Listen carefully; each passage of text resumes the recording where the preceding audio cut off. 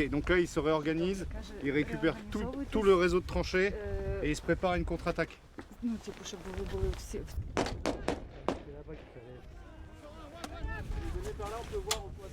La liaison Зв'язок! Pas trop vite.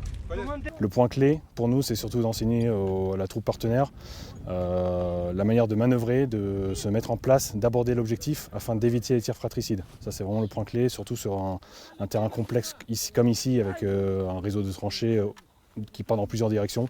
Donc, là, c'était plutôt bien réussi ce matin. Là, on va diriger les gens vers le chef de section.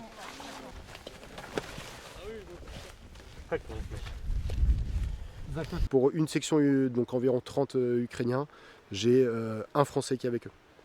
Le reste des Français jouent la force adverse pour deux raisons. La première, c'est qu'on soit moins présent pour qu'ils aient plus d'autonomie. Ensuite, l'autre but pédagogique, c'est que moi, ça me libère plus de monde pour jouer l'ennemi et avoir un ennemi qui est plus dense. Donc avoir quelque chose qui ressemble à un ennemi, ce qu'on appelle un ennemi à parité, donc ça veut dire du 1 contre 1, ce qui ressemble à ce qu'ils connaissent actuellement.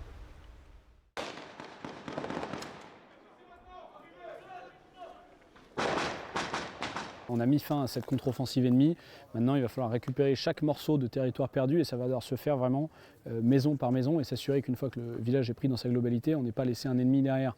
Donc ils doivent passer chaque pièce, chaque cave, vraiment au peigne fin pour être sûr que la zone est complètement sécurisée. Ils sont très volontaires pour apprendre, très demandeurs d'apprentissage de nouveaux procédés, de développer les procédés, de les répéter jusqu'à plus soif pour être sûr de vraiment bien les maîtriser.